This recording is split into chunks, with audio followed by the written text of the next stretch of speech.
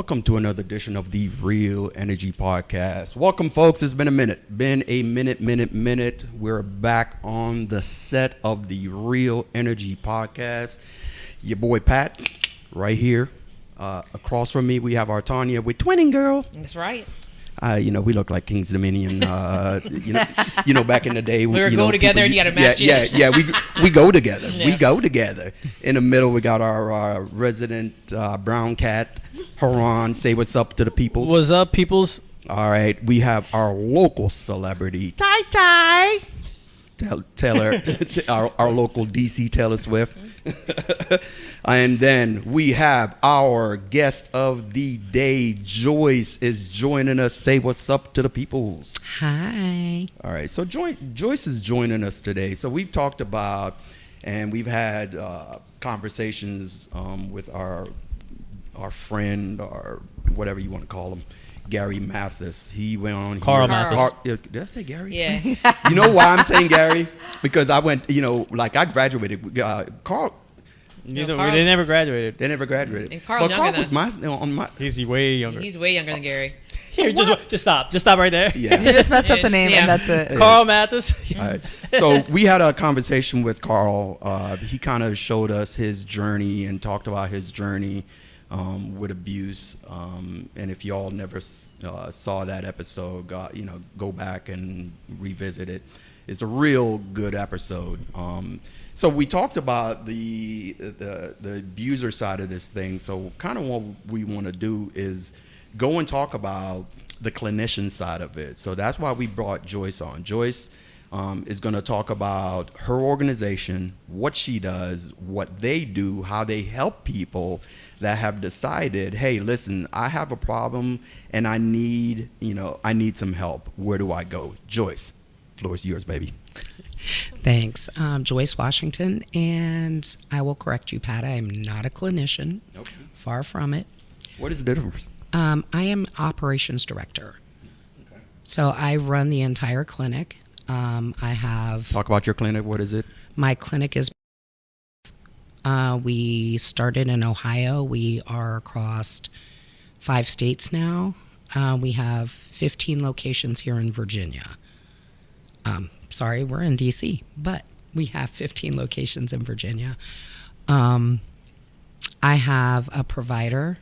I have a medical provider. I have 2 counselors at my location. I have 2 care coordinators. I have a front desk person and a medical assistant. And my job at the clinic is to make sure everything runs smoothly. I know every single patient that walks through the door.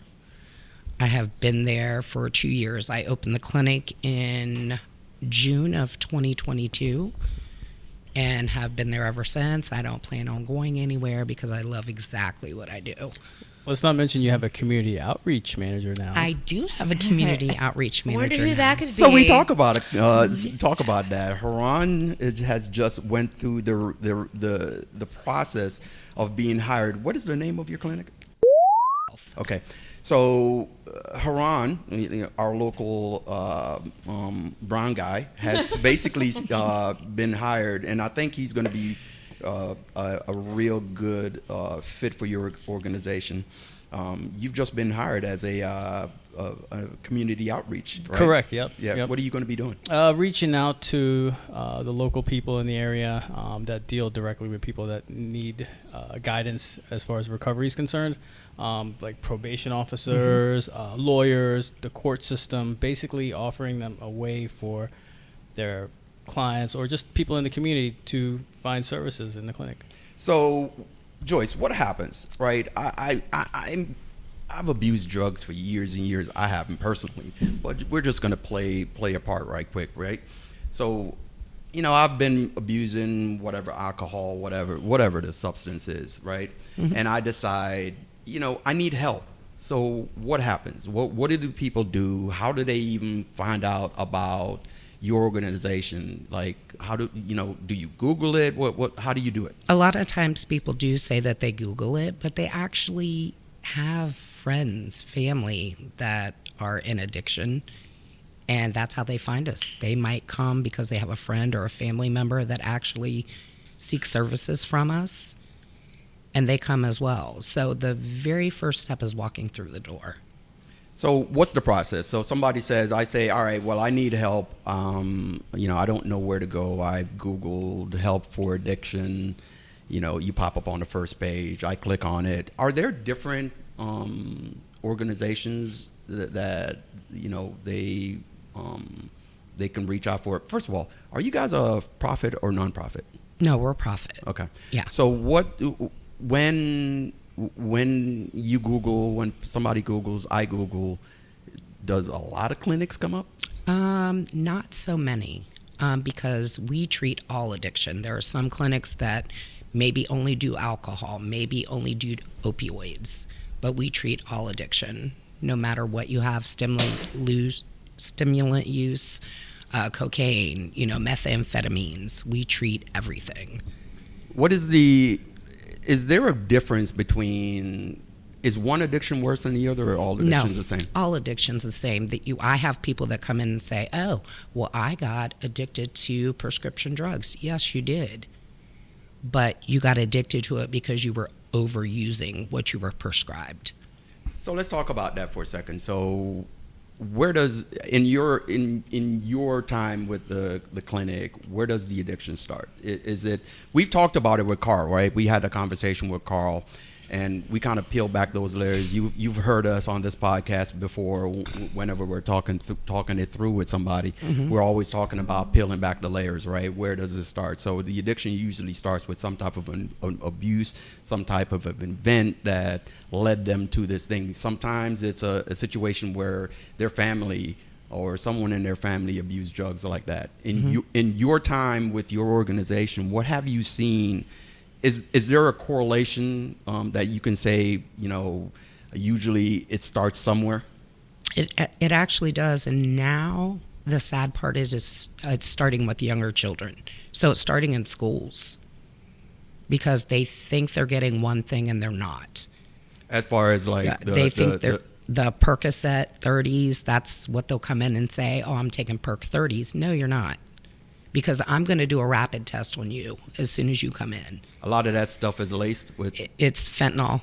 It's straight fentanyl. Oh, damn. Yeah. We talked about that. We talked about that with Carl. He was abusing pills too, right? That's where it all starts. Yeah. Really. Yeah. I mean, so when, he broke his leg. They gave him pain medication, and then when the prescription stopped, he went towards other avenues such as heroin, because it's a lot cheaper. You can get it on the street for like $20. You don't need a doctor's prescription for it. And then next thing you know, he's going through that path, right? Right, because they're trying to chase that high that they first got, and they don't need a doctor. Right. That's when it starts. Really, when the doctor says we're not going to prescribe you anymore. Well, most of the time. Right? Most of the time. So there are pain management clinics that I actually work with that will send people to me, so they're not getting that prescription drug. So you talk about it starts in the school. So I just, are kids 16, 15 being prescribed like? Oh no. So they're getting it from parents. They're getting it. No, they're getting it from school. Kids are bringing it to school. But those kids are not being prescribed that No, stuff. So absolutely not. That means that they're raiding, or they're purchasing it legally. Yeah. But what I'm saying, They're purchasing on the street. what I'm saying, it starts somewhere. Like the curiosity started somewhere, right? It does. And a lot of times you have to remember, kids want to stay up, they want to study, they want to do this, they want to do that. So they turn to their friends who say, oh, I have something to help you to stay up. Which is like Adderall or something. Adderall. Because the fentanyl doesn't really do that, right? It just depends. Really? It just depends. Yeah. Some people it's an upper, some like people it's a down. receptors. Exactly. So it's like a multi-purpose bad drug. It is. So I come in, I've Googled, I make a phone call. How does it work? When I make that phone call, your front desk receptionist, what happens? No, you're going to get my call center, unfortunately. They're based out of Ohio. They don't know exactly what we do in my clinic because there are other clinics that have mental health. They have, IOP, which is intensive outpatient therapy. Okay. We don't offer those services yet. What is that? Talk about that. What is that? Intensive outpatient therapy is when people come seek help and it might be, oh, their probation officer sent them. They need an IOP. That's like 3 intensive hours of therapy per day at one time. It's a lot for somebody to go through. So typically what we suggest is they start with us, which is outpatient therapy. They have 1 hour of counseling per week. They can do groups, but we also offer medication-assisted therapy, you know, depending on which drug you're on. If you're on opioids, we offer Suboxone. We're going to talk about that Suboxone because Carl had a real visceral reaction to Suboxone. So there's also another avenue where people might want to use the clinic, right? So what if, all right, so if somebody is addicted to drugs, right, and they're not really working, they're going to go steal, and then they're going to get in trouble by the law, and then the court system is also going to say, look, you know, we noticed that you are on drugs, you know, that you might need to see a third-party counseling service just so it could look better in the court system when you go to court. It's like pre-screening for probation. It's like pre-probation. Yeah, pre-trial. Pre-trial probation. So they're going to want, the judges want to see that you are trying to do better, and then they'll go to Brightview and say, hey, look, you know, I've been going to therapy, you know, and I'm doing what I can. So that's kind of an avenue to avoid jail. Yes. Or limit the repercussions. Get Whatever. better, lower sentences. Yeah.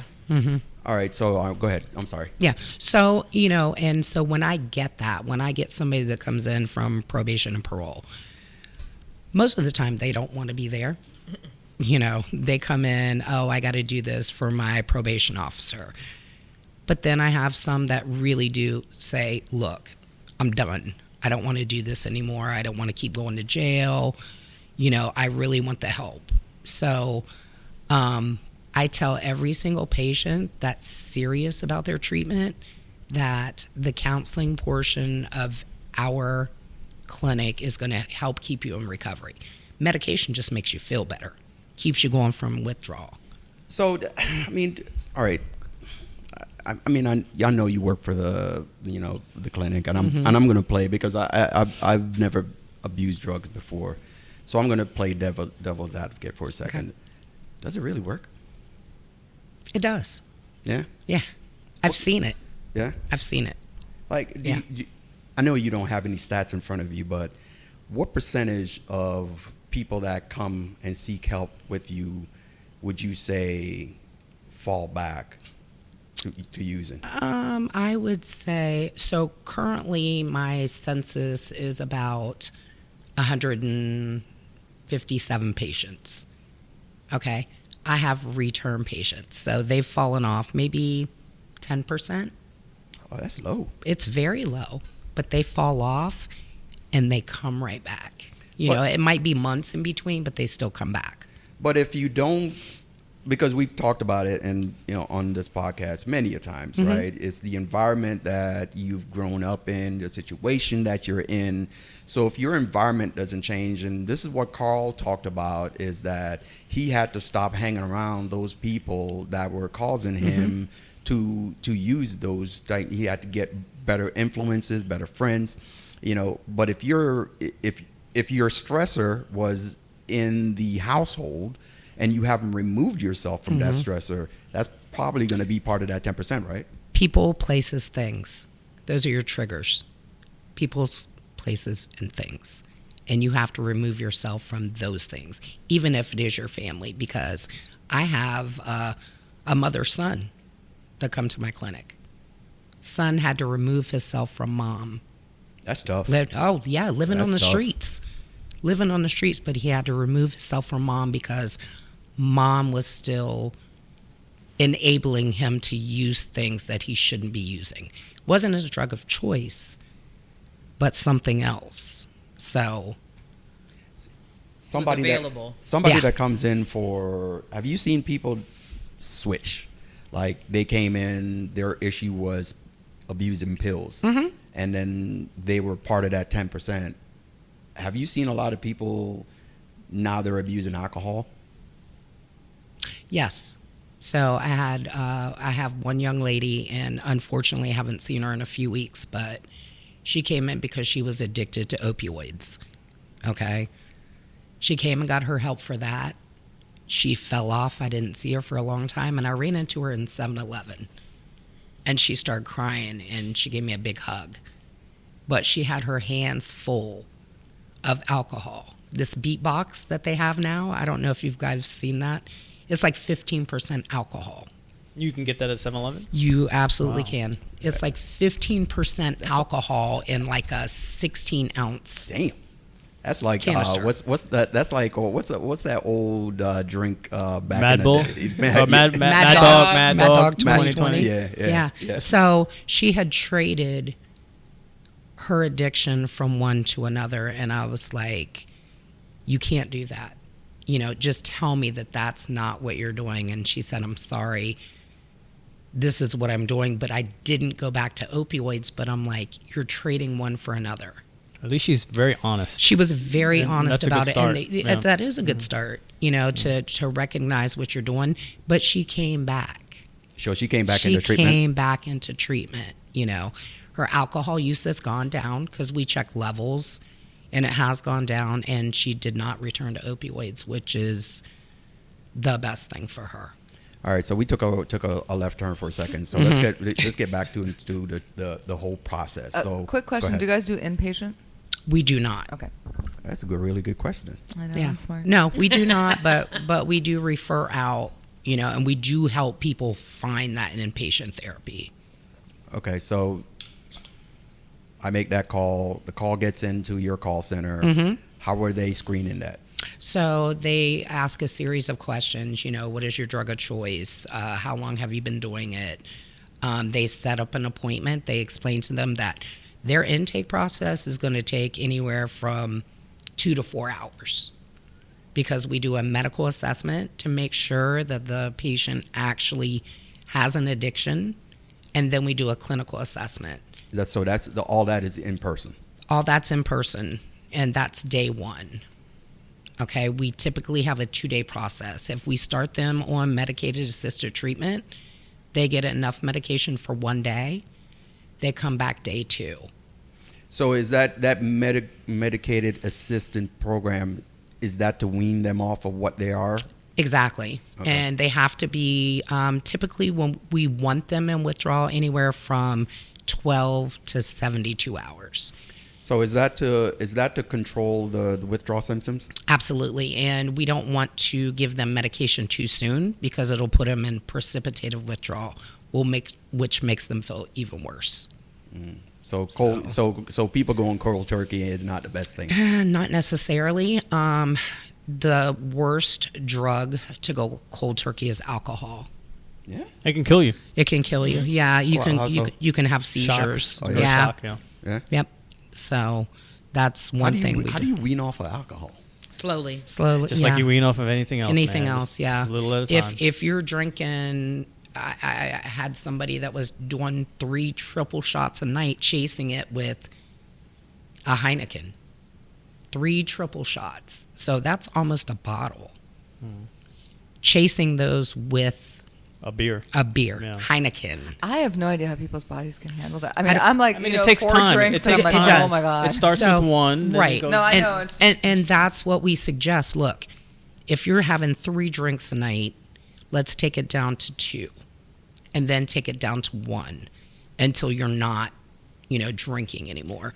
And there's 'Cause actually you have some people that Yeah. don't want to stop drinking. They And- want to be able to drink socially, but it's a process. there's medication out there that you can take if you drink a lot, where it'll make you sick after you drink that first sip. Absolutely, yeah. Naltrexone. But then the patient will just not take the pill, and then Yeah. they can just start drinking Oh, again. yeah. But it's how bad you want to stop. Mm-hmm.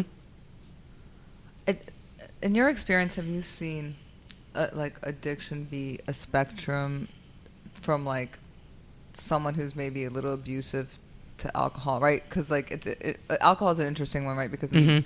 socially, like in other countries like Europe or something, like people drink a lot more, Mhm. and what we define as alcoholism here is actually kind of like a lower The, bar. the regular. Yeah, That's yeah. a Friday. That's a Tuesday night. But I Yeah. think it becomes like when you can't function in your work and your life, right? So I've always thought of it sort of like, how cancer is staged like 1, 2, 3, 4. Mhm. And the people that I've seen who've had addictions in my life, I've seen like a spectrum, like maybe someone who abuses pills for a while, they can stop. they're fine for a long time. Maybe they fall back, maybe they don't. To people who, my friend and I used to say, celebrate the weekend, so they can just like party on the weekend and Right. and then it's just done and it's Right. fine. And I think that that's the point of like when people who are really addicted, they replace one thing with another because they'd have an addictive gene. So if it's not alcohol, you know how a lot of people in AA smoke, right? So they start smoking because you have the cigarette, or it's sex abuse, or it's whatever. They're going to replace it with something else. But have you seen a spectrum of like the level, you know, of how yeah. addicted someone can be? Oh yeah. I had one lady who didn't think she was addicted. She drank every single night. Oh, I don't drink until I get off from work. But it was her nighttime use. But she was drinking so much that she was on charges, so she couldn't do her breathalyzer in the morning. In the car, you mean? No. At the She clinic. she had SafeLink, which is portable. It's not Wow. even just in your car. You are mandated to blow at By the courts? yes, by at because the certain license times. is already taken away by at this point, right? Yeah. Exactly. So, she didn't think she had a problem just because she was drinking at night. But you're drinking every single night, so you actually have an issue. So I guess part of what I'm trying to understand, because I always talk about root causes, right? You have to peel those layers back, the root causes. So all right, I come in, I get the assessment, we figure out that I am addicted. We figure out what I'm addicted to. What then? You start your journey. And when I say that, every day is a new day. And I tell every single person, every single day is a new day. So relapse is part of recovery.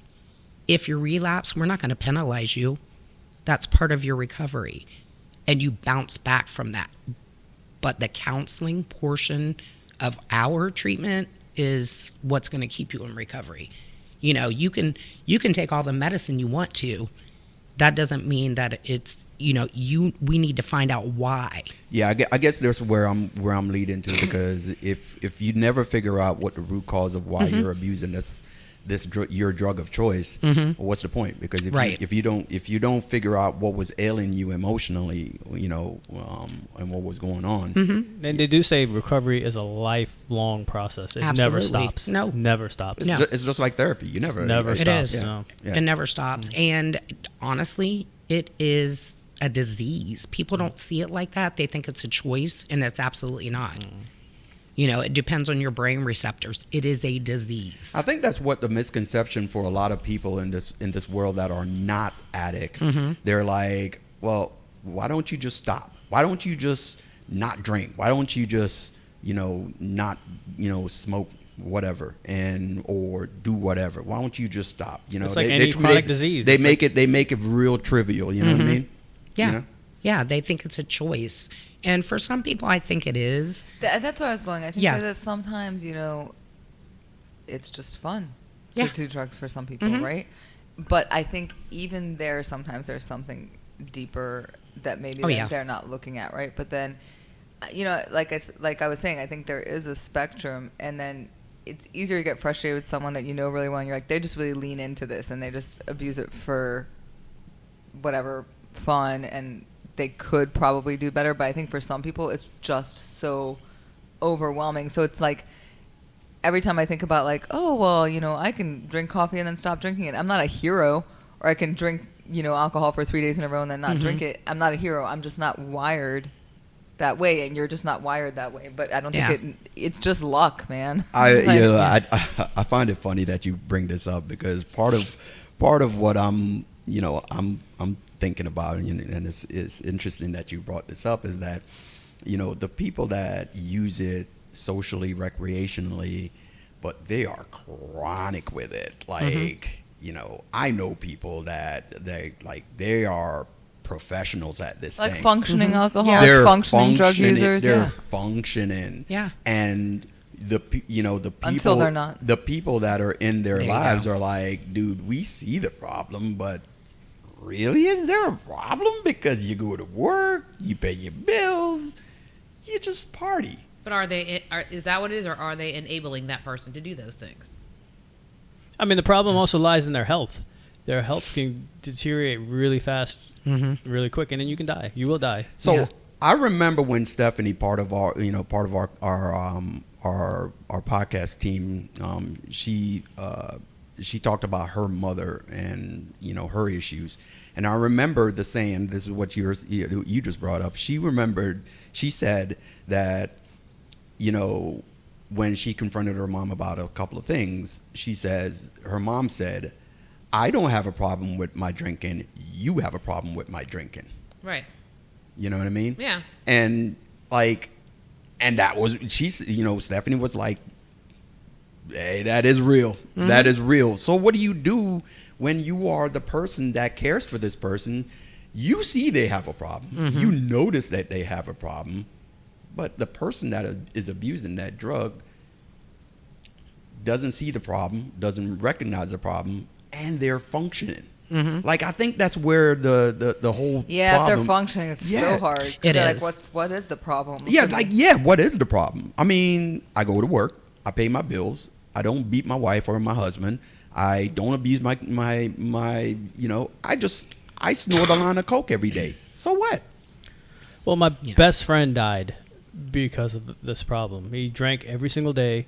He went to work every single day, had a family with 2 kids, and was the perfect dad, and passed away at 47. It's You and Tay. And then I mean, what do you do? Like, I what mean, do you do? You see the problem. I talked to him all the time about it. I And mean, what did he say? He called me one time when he first realized that it was a problem. When he went to the hospital in Delaware at the beach, he said his doctor told him that he has his liver is only functioning 20%, and he has to stop. And I told him, I said, "Look, you're gonna die. I mean, you are literally gonna die." And then 2 years later, he died. So talk about that for a second, if you don't mind. So, did y'all confront him at some point during his life? Several about it? times, yeah, several times. I mean, we had intervention. I confronted him. I went to his house. I said, and then he looked me in the face. He said, "Yeah, I'm gonna stop. I'm really gonna stop." And then he called me like 6 months later. Says, "I can't stop." He called me at like 6 o'clock in the morning, and he said he was drinking. I said, "Bro, this is not good, man. You got to stop." And he said he would, and he couldn't. But he never sought help though. Never sought help. That's an ego thing. Well, ego thing is also, what was going through his head? Was he happy Exactly. in life? I mean, if you're not happy with your life, you're going to mask it by using some type Absolutely. of substance. And yeah, I don't really think in his case it was an ego thing. I think he wasn't really happy, and so he just drank himself to death. And that's what I'm saying is about the process, and this is why I'm asking you about the process, because look, if you don't figure out that root cause, it means nothing. It means and- nothing. Yeah, and absolutely. What we do is, especially with alcohol, we suggest that people go through a detox. They go to the hospital. They spend anywhere from 3 to 5 days, depending on how long, because they need to be in a setting where they can be monitored. Because, like I said, you can die from it. You can go into seizures. You have to be medicated. With a calming agent, things like that. So we recommend they go through detox and then they do an outpatient therapy. Yeah, even with Yoon, when he was in the hospital the last time, he was like, "Yeah, right now I could feel my body just shaking." Yeah. He was asking me to bring some alcohol to him at the hospital. I was like, "I'm not going to do that. I'm not contributing to this." Right. Yeah. So, and I will say this because I had an uncle that was an alcoholic. He went through detox. He was in AA for years, and then he relapsed. And I could see him every single day. I mean, just shaking, tremors so bad that I actually took him to get alcohol. I was an enabler because I saw him drinking mouthwash. Eyes turn yellow. Yeah, could see You the get I mean, jaundice just in the yes, eyes, just Skin absolutely yellow. terrible because I didn't want to see him go through that. But I was young; I was a teenager. I didn't know, But I would drive him to go get it Because you thought it would make him feel better. I thought it would make him feel better. I would Which is see understandable. Him, I would see him calm down, And it's not until I didn't want to get into this business. Did he believe survive? Me. He eventually passed away, but not due to alcohol. Thank God, But I didn't look to get into this business. Okay, I did OBGYN for 15 years. That's it. And Okay. we're That's gonna where you went from birth to. I went from birth to this. Yeah, so okay? actually, we're Almost dying. gonna get into your personal journey on this thing in a second. and I don't want to belabor this point, but I think this point is very, very, very good, because I know there are a lot of people who are the enablers, if you want to call them that.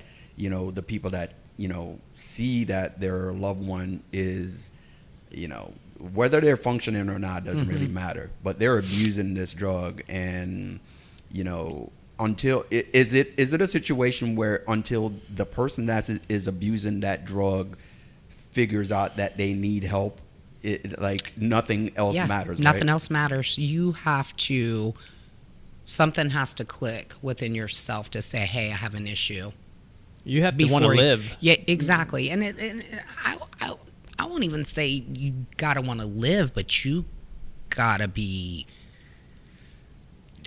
Something's gotta click. Something to live for. I maybe? don't. Yeah. I think a lot of people don't think they're gonna die from it. Right. You know, there's like so much. No matter how sick they feel, they're like, oh, I'll be the exception. Or it's fine. Or it's not even clicking, right? Because they're just chasing the high. If it's that bad, nothing's clicking. But there's also some people out there that when they're addicted to heroin, they'll see that somebody almost died on this certain type of heroin, and then they're going to go after that drug dealer. Yo, and Carl they're going talked- to Carl talked about it. Well, yeah, Yes. yeah, all right. So Yeah, because they're chasing that initial high that they first got, and guess what?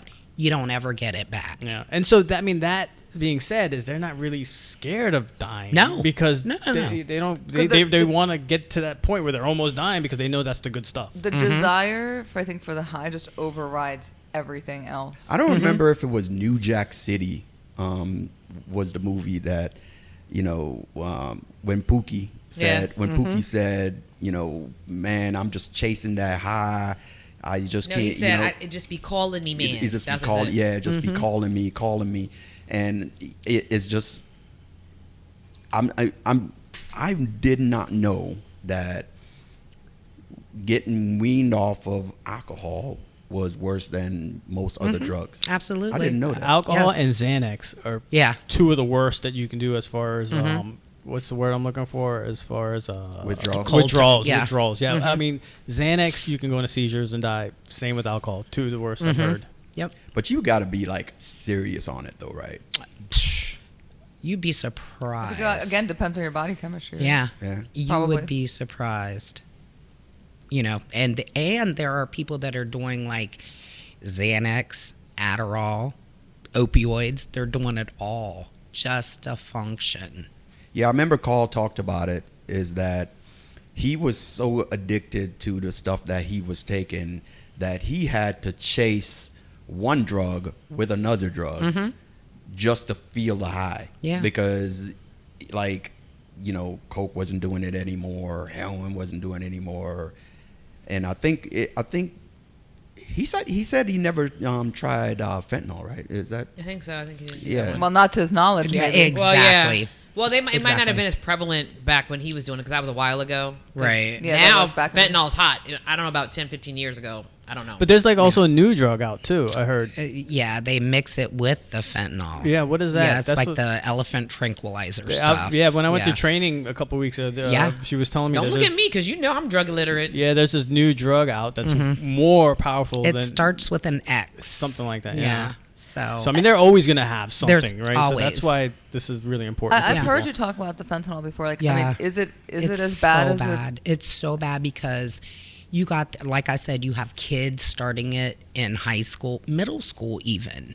My clinic does not treat anyone under the age of 18, but there are so many people that think they're getting one thing and they're absolutely not. They're getting fentanyl. They think, oh yeah, I'm doing Perk 30s. I'm doing the little blue pills. They come in, we test them, and I immediately tell them, you're not taking Percocet. You're getting fentanyl. That's from the rapid result. The rapid That's test. from the rapid test. So let me tell you how crazy fentanyl is. So when I had my surgery on my arm, they gave me this pain medication from CVS, which was fentanyl, right? And no, you get Oxy. it was something. Narcan. They give you But the then Narcan. they also gave me Narcan They to do. go with it. I know you're like, I'm not At the taking this. CVS. Yeah, and I said I'm not taking this if I need Narcan. It was just in case. Oxy. No, but that's what they do. Anytime you're prescribed a pain medication They now, give you they Narcan? automatically give you Narcan. because of this whole epidemic. Right. I don't want that. Wow. Yeah. I mean, because you can overdose even on Oxy. You know, I mean, have y'all ever seen that movie on Netflix with We've seen all of the pain. the ones who started? Oh, the yeah, we Oxy? watched that. Yeah. Yeah. I mean, that was the Purdue crazy. the Purdue family. Yes, that was absolutely crazy. Yo, it's you know? it's crazy that And- all of them got away with that shit. But here's the sad part: people who actually need pain medication now can't even get it. I'm allergic to everything. I cannot take any type of NSAIDs anymore because I'm allergic to them. What's NSAIDs? NSAIDs like Advil, yeah. Oh, okay. you know, Inflammatory ibuprofen, stuff. anti-inflammatory. Anti-inflammatory. Yeah.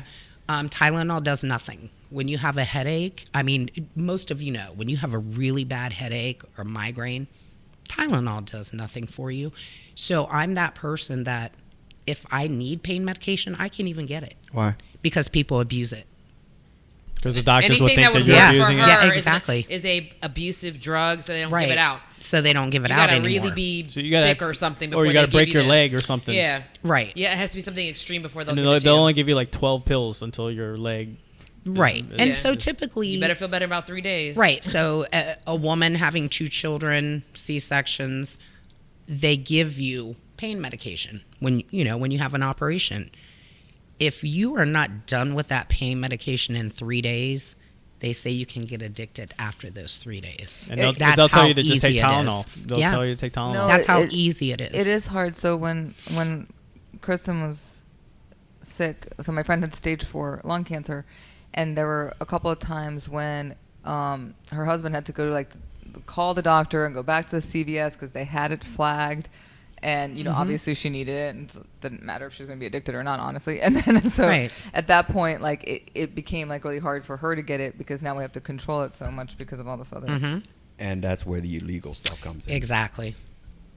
Yep. So it's like a cycle. It's like a perpetual cycle that the government is trying to get a control over the opioid problem. Right? They're trying to, they went way far one way. Now they've overcorrected way too far. They right? like to do. Yeah. In So it's everything. Exactly. So now it's we were over here and now we're way over here. And then the people that are stuck are the people that are in the middle. Right. I'm really in pain. I need some stuff. Advil's not going to do it, but I'm not dying of this pain. So the doctor's no. So are the doctors, is that a situation where the government is restricting the doctors, or is it at the doctor's discretion now? No, it is definitely the government. So, we are part of the prescription monitoring program.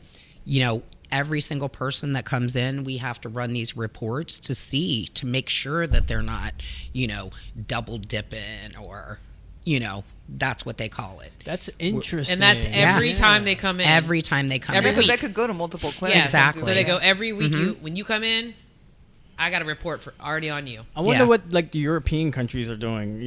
As far as That's are interesting. That's a good question. You know right what I Yeah, mean? real good What are they question. doing Yeah, over sure. there? How is the addiction Well- rate over there compared to us? We don't know that. Nobody. You No. want to fact check that? No, I can fact check, but I do know that I think it was in Denmark. There's this city called Christiania where they allow drug abuse or heavy drug use, and it's just like a place where people live. Yeah, I've seen that too. Yeah, and Yeah. they have certain clinics where you can go shoot heroin. Oh. and Yeah, because some it's, of the other because it's Netherlands. controlled. It's controlled. Well, So and I it's was like clean heroin. Is Clean that what you're needle saying? programs. Well, that kind of stuff. exactly, and I promote that. Why? Because I don't want somebody ending up with intravenous, diseases and stuff, HIV, things like that. If they're going to shoot up, make sure they have a clean needle.